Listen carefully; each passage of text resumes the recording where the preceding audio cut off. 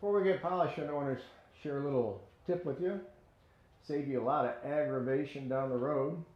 And that is, get yourself a roll of blue painter's tape from the big box store and tape off all of your trim, especially old black faded oxidized trim like this. As you can see, it's really oxidized, and if I were to bump up against that with my polishing pad with compound on it, it's a real good chance that I'm going to leave a big white spot. And then I've got to go back with some kind of a cleaner and try and scrub it all off, and just makes for a lot more work. So do yourself a favor and tape off your trim before you get started.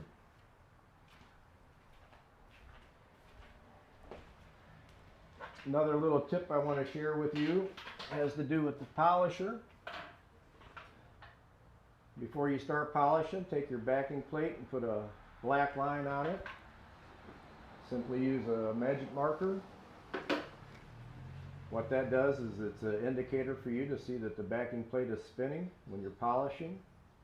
To properly use this machine, you want to apply about 15 pounds of downward pressure. And the way to do that is to watch your black line. If it continues to spin, then you're applying the proper amount of pressure. If it's spinning real fast, you need to add a little bit more pressure. So it's a real quick indicator that keeps you on track when you're doing your polishing. The other thing that has to do with the handle, I particularly don't care to use a handle when I'm polishing. I like to hold the top of the machine. But I do install the handle. The reason for that is the back of the machine is rounded.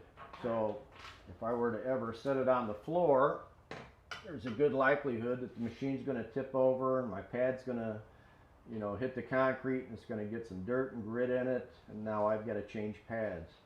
So I put the handle on, and I simply use that as a stabilizer for when I want to set the machine down. So to do our test spot, I've got my tape here for my 50-50. This is going to be the side of what we start with, and this is going to show me, what we're doing with our pads and our polishes. So I'm going to start off with a blue pad. Blue pad's a cutting pad. It's not the heaviest duty cutting pad, but it does a fair job on removing scratches and swirls. And so I'll start with this and the compound. And I'll take a look at my test spot and see if I'm getting the desired results. If I'm not, and I feel that I need to remove more defects, then I can always step up to the microfiber pad, which is obviously a more aggressive cutting pad. But you always want to start with the least aggressive pad polish combination. The goal here is to enhance the look of the paint, but at the same time we want to leave as much paint on the vehicle as we possibly can. It does two things. The more clear coat you've got on there, the better. Take too much off, you can have clear coat failure. Or if you take too much off now, say somebody bumps up against it with a shopping cart, if you've taken all the paint off trying to do that show car finish on your daily driver, then you've left yourself nothing to work with. So sometimes shiny scratches on a daily driver car are definitely better than a show car finish. So let's get going on the test spot and see what kind of results we get with the compound and the blue pad. Okay, so I've got my blue pad on. When you install your pad, you want to put it on as evenly as you possibly can. You can see that's almost perfect. So we're going to take our polishing pad conditioner. Since this is a brand new dry pad, we're simply going to give it one squirt. That's all it takes. We want to get a little lubrication on the pad. We're going to take our Poor Boys World Master Cut Compound. We're going to put 4 drops on here, about the size of a nickel.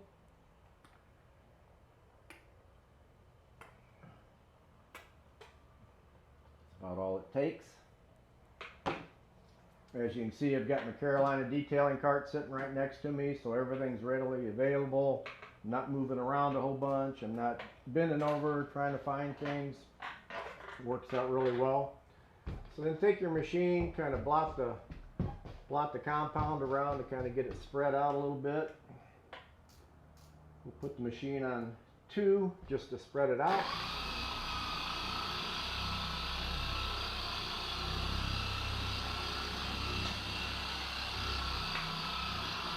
We want to keep our working area in about a 2-foot square. Easiest way to tell what a 2-foot square is, about the width of your shoulders, is where you want to stay from side to side, and then duplicate that up and down. So now that we've got our compound spread out, we're going to go ahead and bump the machine up to number 6, and we're going to start our polishing. So what we want to do is keep track of how many section passes we do. I consider back and forth, up and down, 1 section pass. So we're going to start off with 6 section passes.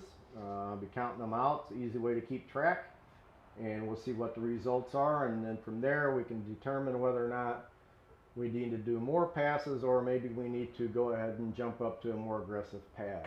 So let's see what we get. Just want to go back and forth, overlapping by about 50%. Same thing with the up and down. Go nice and slow. Just 1.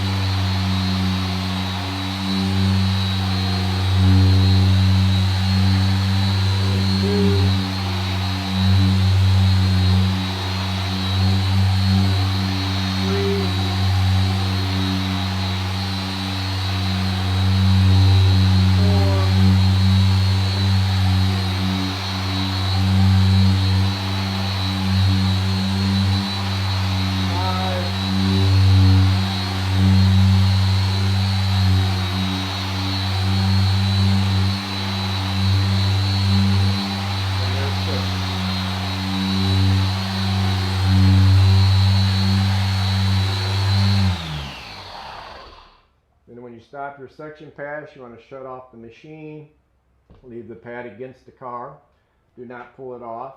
You do that, you'll sling polish and compound or wax or whatever you're applying all over the side of the car, so leave the machine against the car until the pad stops. Alright, so there's 6 section passes. Let's wipe that off and see what we get. As you can see, the compound wipes off with very little effort. So I'm going to take a look at that from an angle, see how that looks.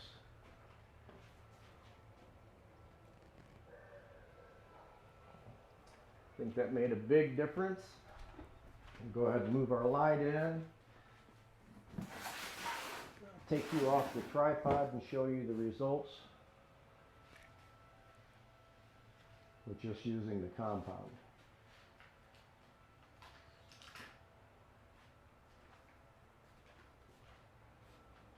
So from there, it looks pretty good. I'll go ahead and pull the tape off so we can see our line. Right there's where we didn't do. And then there's our line, so you can see up there, that's what we did not polish. And right there is where we did. So, with that result, I would say that the blue pad and the compound, you can see it really well there. I can say that the blue pad and the compound is going to give me the desired results that I'm looking for, and that was with 6 section passes. So with that, I'll go ahead and continue that around the rest of the car. But for video purposes, I'm going to go ahead, excuse me, I'm going to go ahead and polish that section there. So let me get my pad changed and we'll do the polishing step. Alright, so I've got my polishing pad on my machine now. I'm going to go ahead and put the tape back on where the 50/50 was so we can keep that in perspective.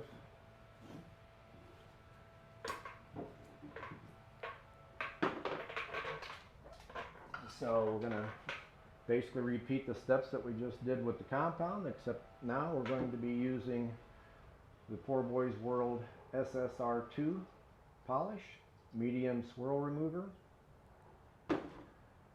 Again, we're going to take our polishing pad conditioner, since this is a brand new dry pad, just give it one squirt, shake up our polish, put our 4 drops on again.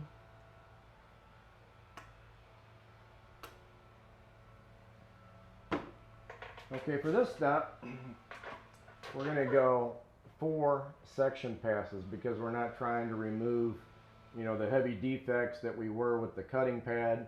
All we're trying to do at this point is just to refine the marring or the little bit of haziness that the compound left behind. So we're definitely not trying to, correct as severe defects as when we started. So again, we're going to take machine, we're going to blot the polish around so it doesn't fling when we turn the machine on. Put the machine down on number 2 again. Quickly spread it out. Going to bump the machine back up to number 6. And we're going to do 4 section passes.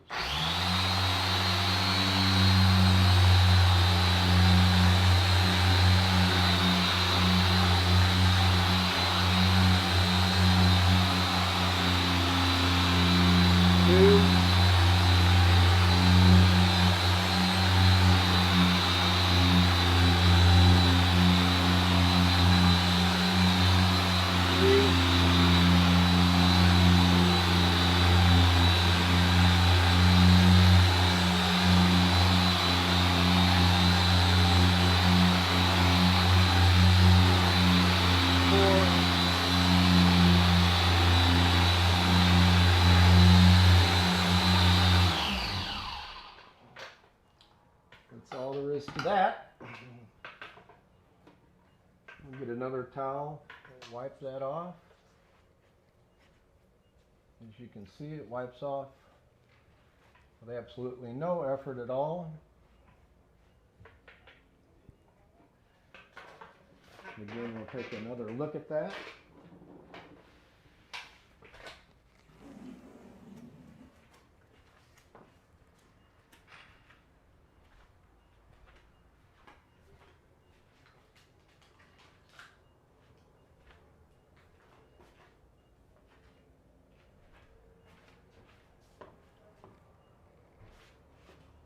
So as you can see, it looks great. Nice reflectivity, which it definitely did not have before. There's before up there. There's what we just polished. There's our 50/50 line. So as you can see, with not a lot of effort, we've really enhanced the paint on this car. So I would say that is ready for wax. So I'll continue this same process all the way around the whole car, and then it'll be time for some, as you can see right there, you can see a very good before and after. Be time for some Natty's Blue to put some protection on this paint. Okay, so now I've got my finishing pad on, so I'm going to go ahead and put a coat of Natty's Blue on the spot that we just did the 2-step on. You do this basically the same way as you do the polishing, with just a little bit of difference. So take your Natty's Blue, shake it up real well, or whatever type of wax you happen to be using. Um, with this machine and this pad, you can also use a paste wax. You don't have to use a liquid wax. If you have a favorite paste wax, simply take a putty knife, kind of scrape the top of the cake in the can, and then just butter it just like you're buttering a piece of bread right onto the pad, and you can apply your paste wax with the machine too. But as you'll see with the Liquid Natty's Blue is a very runny wax. So because of that, we do not need to use a pad conditioner, even though this pad is new and dry. The liquid wax will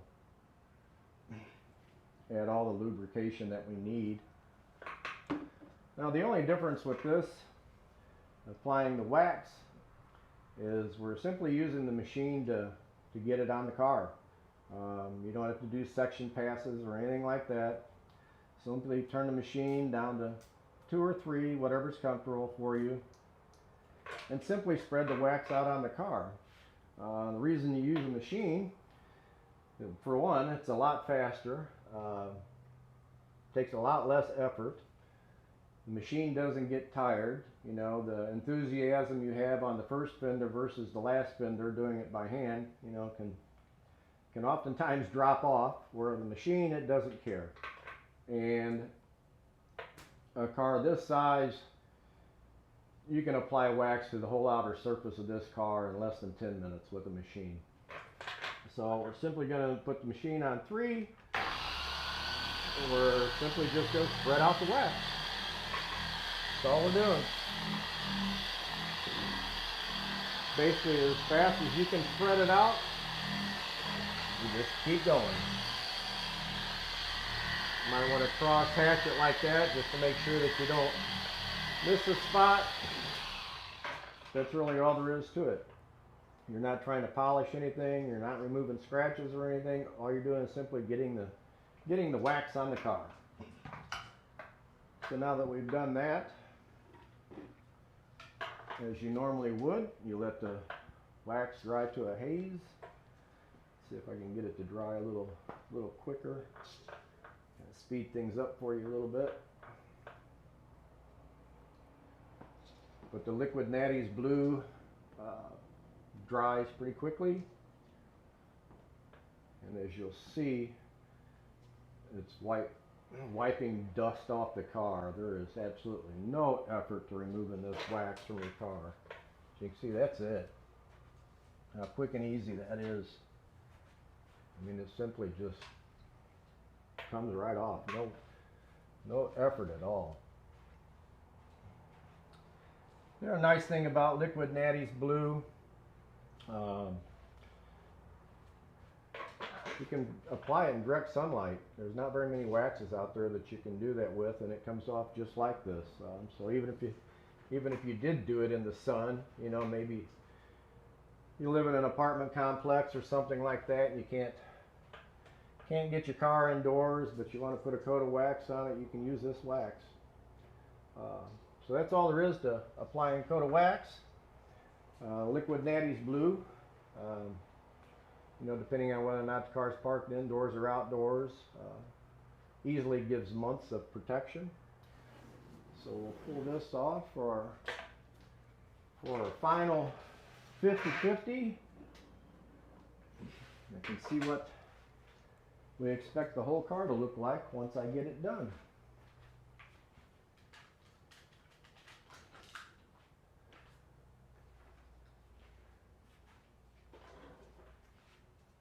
I would say that's a huge improvement from that to that. You can see it there.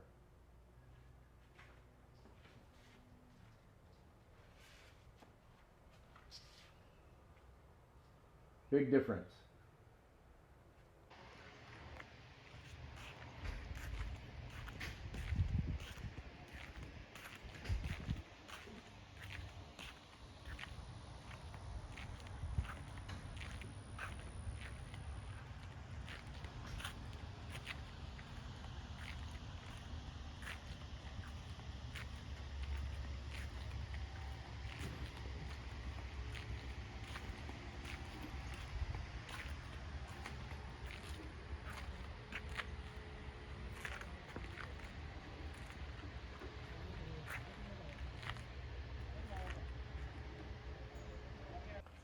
So with that, that concludes my series on polishing paint on old blue Ford Focus.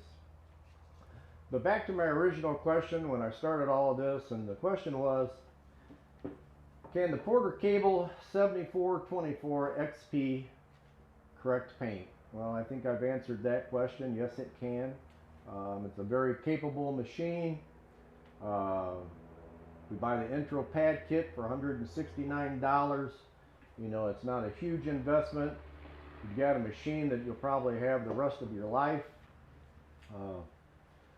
We also went old school on some compounds and polishes that have been around for many, many years. They're tried and true and tested. You know, that's why they're still available. Same with the Liquid Natty's Blue. I was using this wax 15 years ago. As you can see, the Lake Country HDO pads do a fabulous job of correcting paint. Showed the importance of McKee's 37 polishing pad conditioner. So I hope you found all of this informative. If you're a little intimidated about cleaning cars, I hope I've cleared that up for you. I've shown you that polishing paint is really not that hard. Obviously, the more you do it, the better you get. It's just like anything else. So with that, this is Ron Atchison for IDS Car Care. Thanks for watching.